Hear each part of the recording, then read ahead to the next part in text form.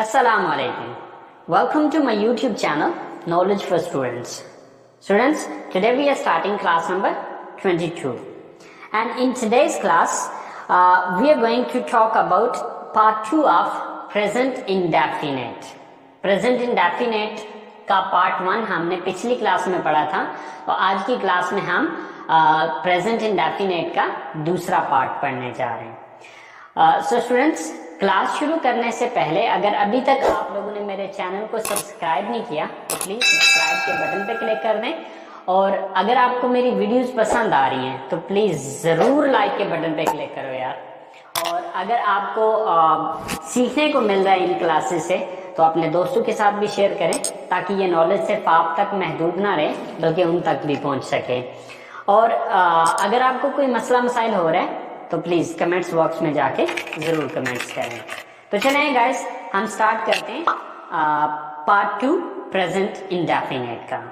So students, present indefinite part 2.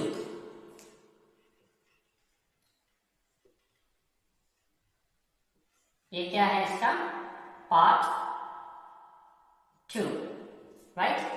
अब part 2 जैसे कि पिछली क्लास के अंदर मैंने बताया था आपको कि पार्ट 2 जो उसमें सब्जेक्ट यूज होंगे वो सब्जेक्ट होगा he, she, it and singular noun.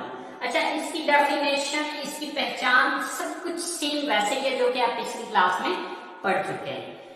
अब वहां पर जो सिर्फ फर्क आता है वो सिर्फ आता है स्ट्रक्चर के अंदर. जो डिफरेंस आ रहा है वो स्ट्रक्चर में आ रहा है. स्ट्रक्चर में डिफरेंस क्या आ रहा है? अब इस स्ट्रक्चर में यानी कि जब सब्जेक्ट ही, शी, इट या सिंगुलर नाउन होगा तो वहां पर फर्क सिर्फ इतना आएगा कि वर्ब की फर्स्ट फॉर्म के साथ एस या ईएस लगाया जाएगा. बाकी सब कुछ वही है. अगर आप पार्ट 1 की स्ट्रक्चर को देखें तो उसमें क्या था? Subject plus first form plus object. अब आज की स्ट्रक्चर में फर्क सिर्फ इतना है कि यहां पे हम क्या करें, सब्जेक्ट फर्स्ट फॉर्म एस या एस के साथ. सिर्फ ये चीज, एक जो नई चीज या चेंज आ रहा है वो सिर्फ इस चीज का है और कोई डिफरेंस नहीं है. पार्ट 1 और पार्ट 2 में कोई लंबी चौड़ी कहानी नहीं है, कोई लंबा चौड़ा डिफरेंस नहीं है. फर्क सिर्फ आता है एस या ईएस का, दैट्स इट. इसके अलावा इसमें कोई चेंज नहीं है, बाकी वही है. अगर आप एस या ईएस को हाइड कर देते हैं या यहां से रिमूव कर देते हैं तो ये स्ट्रक्चर आपकी पार्ट 1 की बन जाएगी, ठीक है. और अगर आप एस या ईएस को छोड़ देते हैं यानी कि लगा देते हैं, यहाँ पर लिख देते हैं तो ये क्या हो जाएगा, ये पार्ट 2 की स्ट्रक्चर बन जाएगी, ठीक है. अच्छा, अब हमें ये चीज समझनी है जैसे कि अब आपके जहन में एक सवाल आना चाहिए था कि सर हमें कैसे पता चलेगा कि किस वर्ब के साथ हमने एस लगाना है और किस वर्ब के साथ ईएस लगाना है. तो डियर, उसके लिए मैं आपको रूल बता रहा हूं कि कहां पर एस लगाना है और कहां पर ईएस लगाना है. आपने देखना है वर्ब के आखिरी स्पेलिंग. अगर वर्ब के लास्ट स्पेल जो है वो एस, एसएच, सीएच, एक्स या ओ, इनमें से कोई भी आखिरी स्पेल में से आ रहा है तो उसके साथ आप ईएस का इजाफा करें. यानी कि जितने भी वर्ब्स जिनके लास्ट पर इन 5 में से कोई भी स्पेलिंग आ रहा है तो उसके साथ आपने क्या करना है, ईएस का इजाफा करना है, वरना सिर्फ एस का, ठीक है. ईएस का इजाफा कहां पर होगा? जहां पर वर्ब के आखिरी spell S, SH, CH, X या फिर ओ, इनमें से इन 5 में से जो भी लास्ट स्पेल जिस वर्ब के एंड पे आ रहे होंगे वहां पर हमें ईएस लगाना होगा, वरना हम सिर्फ एस का इजाफा करेंगे. मिसाल के तौर पे टीच. अब ये टीच है तो इसके आखिरी जो 2 स्पेल हैं वो क्या है, सी एच. तो ये देखें सी एच. अगर सी एच आ रहा हो तो उसके साथ किसका इजाफा करेंगे, ईएस का इजाफा करेंगे. तो यहां पर मुझे क्या करना पड़ेगा, ईएस लगाना पड़ेगा. सिर्फ अकेला एस मैं यहां पर नहीं लगा सकता. इसी तरह से फर्ज करें हमारे पास एक वर्ब है गो. तो आप देखिए गो का जो लास्ट स्पेल है वो ओ है, ओ, ठीक है. तो अब इसका आखिरी स्पेलिंग ओ आ रहा है तो इसके साथ फिर मुझे ईएस लगाना पड़ेगा. इसी तरह से हमारे पास एक वर्ब है मिक्स, ठीक है। तो अब मिक्स का जो आखिरी स्पेल है वो एक्स है, ओके।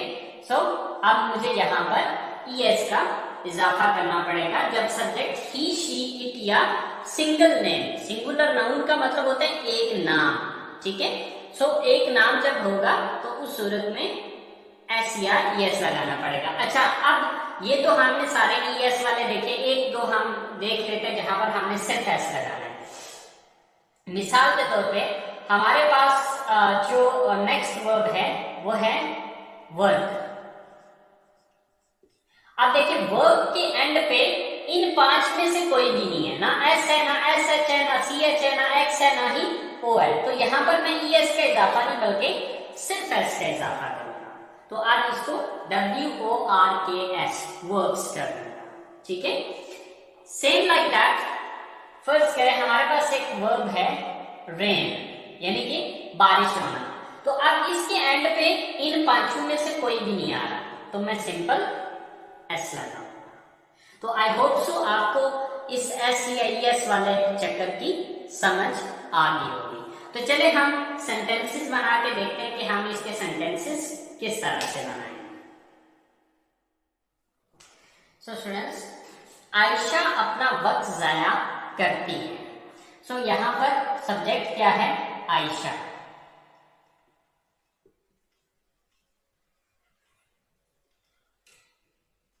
आयशा। सो वर्ब क्या है यहां पर? वक्त जाया करना। जाया करना की इंग्लिश है वेस्ट। अब चूंकि एंड पे इन 4 में से कोई भी नहीं आ रहा तो सिर्फ मैं एस लगा दूंगा। तो आयशा वेस्ट्स, अपना वक्त जाया करती है। सो हर टाइम। सो आयशा वेस्ट्स हर टाइम। आयशा अपना वक्त जाया करती है। वो अपने भाई को मारता है। सो सब्जेक्ट कौन है? वो एक लड़का है, ही। वर्ब क्या है? काम क्या करता है? मारता है, बीट। अब देखिए आखिरी स्पेल क्या है, यानी कि इन 4-5 में से नहीं है तो यहां पर सिर्फ एस लगेगा। सो ही बीट्स, ही बीट्स अपने भाई को, his brother. He beats his brother. वो अपने भाई को मारता है। वो किताबें खरीदती है। सो सब्जेक्ट कौन है? she। वर्ब क्या है यहाँ पे? खरीदना, buy। अब buy जो है इनमें से नहीं है तो सिर्फ इसके साथ भी एस ही लगाएंगे। she buys, क्या खरीदती है? books। She buys books, वो किताबें खरीदती है।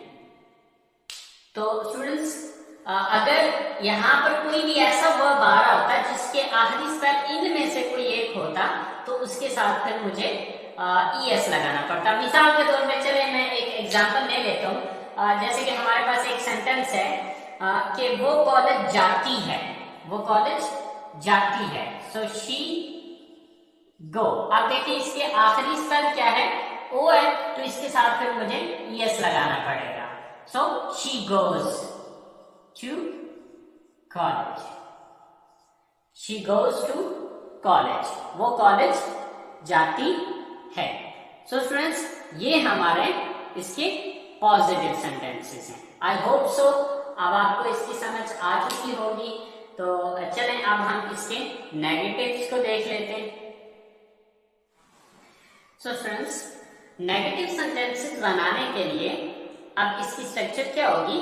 Subject plus does not plus first form plus object. अच्छा स्टूडेंट्स, अब आपके जहन में एक सवाल आ रहा होगा और वो सवाल क्या होगा? वो सवाल ये होगा कि सर अब वो एस या ईएस क्यों यहां से खत्म हो गया? यानी कि पॉजिटिव सेंटेंसेस के अंदर हम वर्ब की फर्स्ट फॉर्म के साथ एस या एस लगा रहे थे तो यहां पे क्यों नहीं आ रहा? तो बच्चे अभी भी यहां पर भी एस या एस का यूज हो रहा है, लेकिन वो कहां पर हो रहा है? वो यूज हो रहा है आपके डू के साथ। अब देखिए डू का आखिरी स्पेल क्या था, ओ, तो ओ के साथ हमने ईएस का इजाफा किया। तो जब हमने डू के साथ ईएस का इजाफा किया तो ये डज बन गया, ठीक है। यानी कि जब हम फर्स्ट पार्ट का नेगेटिव पढ़ रहे थे तो उसमें हम डू नॉट यूज कर रहे थे। अच्छा, अब आप सोचे होंगे कि सर हमने ऐसा क्यों नहीं किया कि वो एस उधर ही रहने देते। लेकिन बच्चे यहाँ पर ये चीज आपने याद रखनी है कि ग्रामर का ये रूल है कि ये चीज जो अप्लाई होती है अपने आने वाले जुमले के अंदर पहला जो वर्ब है, चाहे वो हेल्पिंग वर्ब है चाहे वो रियल वर्ब है, यहाँ पर डू जो है ये बेसिकली हेल्पिंग वर्ब के तौर पे इस्तेमाल हो रहा है, ठीक है। तो आने वाला जो भी पहला वर्ब होगा उसके साथ ये चीज अप्लाई होगी। इसलिए मैं, क्योंकि यहाँ पर पहले डू आ रहा है तो अब ये एस मुझे इसके साथ लगाना पड़ेगा, वहां पर मैं नहीं लगा सकूंगा, ठीक है। तो ये बात आप देखेंगे जब हम पॉजिटिव सेंटेंसेस को डिस्कस कर रहे थे तो पॉजिटिव सेंटेंसेस में डू नहीं आ रहा था, यानी कि सब्जेक्ट के फौरन बाद हमारे पास फर्स्ट फॉर्म आ रही थी, इसलिए हमने इसके साथ एस का इजाफा किया था, ठीक है। लेकिन अब जब हम इसका नेगेटिव बना रहे हैं तो नेगेटिव बनाने के अंदर हमारे पास डू आ रहा है, यानी कि सब्जेक्ट के फौरन बाद डू आ रहा है, तो जो डू हेल्पिंग वर्ब है इसके साथ हम अब ईएस का इजाफा कर रहे हैं। एस या ईएस का इजाफा करना था लेकिन यहाँ पर सिर्फ ईएस का इजाफा हो पाएगा, क्यों? क्योंकि इसके आखिरी स्पेलिंग जो डू के हैं वो ओ है, तो ओ वाले स्पेलिंग जहाँ पे एंड, जहाँ पे जिस वर्ड का एंड जो है वो ओ पे हो रहा हो उसके साथ हम एस नहीं लगा सकते बल्कि ईएस लगा सकते हैं, ठीक है। तो इसलिए हमने इसको डू की बजाय डज कर दिया और वहां से वो एस या एस का चक्कर खत्म हो गया। क्यों खत्म हो गया? क्योंकि वो ऑलरेडी यहाँ पर हम कर चुके हैं, ठीक है। तो हमारे पास पहला सेंटेंस है वो कपड़े सिलाई नहीं करता है। सो सब्जेक्ट कौन है? वो, यानी कि वो एक लड़का, ही, देन डज नॉट। सिलाई करना वो क्या है यहाँ पे? सिलाई करना। सिलाई करना की इंग्लिश जो है वो स्टिच भी होती है और स्यू भी होती है, आप दोनों में से जो मर्जी यूज कर लें। Sew, he does not sew. क्या सिलाई नहीं करता है? कपड़े, the clothes. He does not sew the clothes, वो कपड़े सिलाई नहीं करता है। सेकंड सेंटेंस है हमारे पास, सोनिया अपनी अम्मी की मदद नहीं करती है। सो सब्जेक्ट कौन है? Sonia, then does not.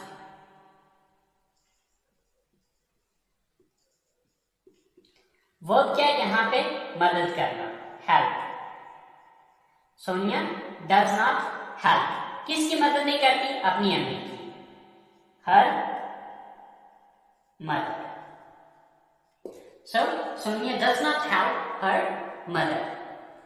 इसी तरह से लास्ट सेंटेंस है हमारे पास, वो अपनी पढ़ाई पर तवज्जो नहीं देती है। So, वो लड़की, यानी कि सब्जेक्ट कौन है? वो एक लड़की है, she, then does not। Verb क्या है यहाँ पे? तवज्जो देना, concentrate।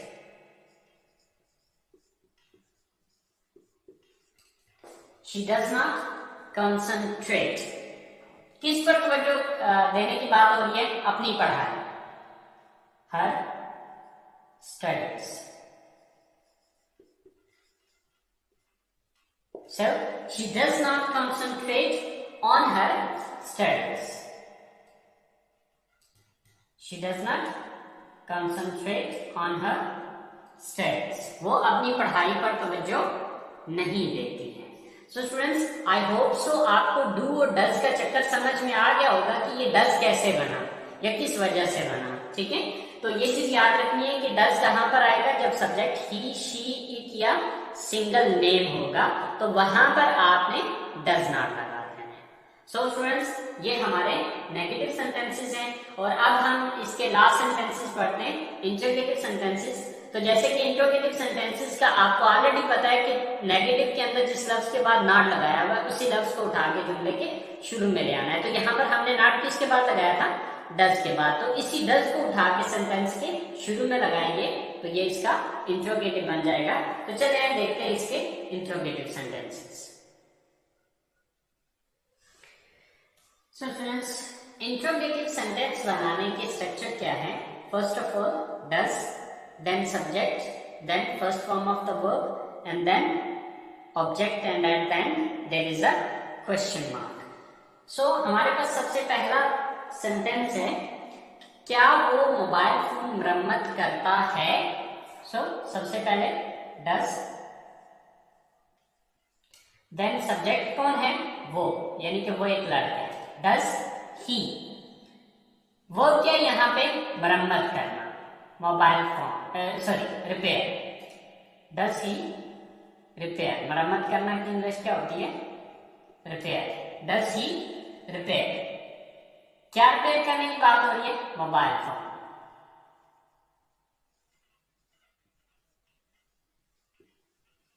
So does he repair mobile phone, क्या वो मोबाइल फोन रिपेयर करता है? सेकंड सेंटेंस है, क्या वो अपने बड़ों से बदतमीजी करती है? सबसे पहले डज, सब्जेक्ट कौन है? वो एक लड़की, शी। डज शी, वर्ब क्या यहाँ पे? बदतमीजी करना, misbehave.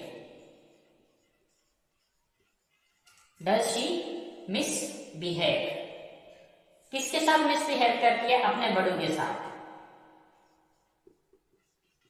With her elders. So does she misbehave with her elders, क्या वो अपने बड़ों के साथ बदतमीजी करती है? लास्ट सेंटेंस है हमारे पास, वो क्यों कपड़े धोती है? वो क्यों कपड़े धोती है? अच्छा, अब इस सेंटेंस के अंदर हमारे पास क्वेश्चन वर्ड आ रहा है। तो यहाँ पर जैसे कि पिछली क्लास में मैंने आपको बताया था कि क्वेश्चन वर्ड जो है वो इसी सिंपल इंट्रोगेटिव सेंटेंस के शुरू में आएगा। तो सबसे पहले क्यों की इंग्लिश आएगी, क्योंकि क्यों जो है वो एक क्वेश्चन वर्ड है, ठीक है? तो क्यों की इंग्लिश क्या है? व्हाई। अब इसके बाद ये स्ट्रक्चर लगेगी, why does, why does, subject कौन है? वो, शी। व्हाई डज शी, क्या करती है? काम कौन सा करती है? वर्ब क्या है यहाँ पे? वॉश, धोती है। व्हाई डज शी वॉश, क्या धोती है? कपड़े। Why does she wash the clothes. So why does she wash the clothes. So students, ये इसके इंट्रोगेटिव सेंटेंसेस हैं। आई होप सो आपको प्रेजेंट इंडेफिनिट टेंस का जो सेकंड पार्ट है वो समझ में आ गया होगा। अगर फिर भी आपको कोई चीज समझ में नहीं आई है तो प्लीज आप लोग कमेंट्स बॉक्स में जाके कमेंट्स कर सकते हैं। अगर पहला पार्ट समझ आ गया है तो पार्ट 1 और पार्ट 2 के अंदर जैसे कि मैंने बताया कि सिर्फ एस या यस का ही डिफरेंस आ रहे हैं, ठीक है? बाकी जो उसकी डेफिनेशन है, जो उसकी पहचान है, वो सब कुछ सेम वैसी ही है जो कि पार्ट 1 की है। तो चलें आज की क्लास को यहीं पे स्टॉप करते हैं। इंशाल्लाह जिंदगी रही तो अगली क्लास के साथ हाजिर होंगे। तब तक के लिए अपना बहुत सारा ख्याल रखिएगा, दुआओं में याद रखिएगा। अल्लाह हाफिज।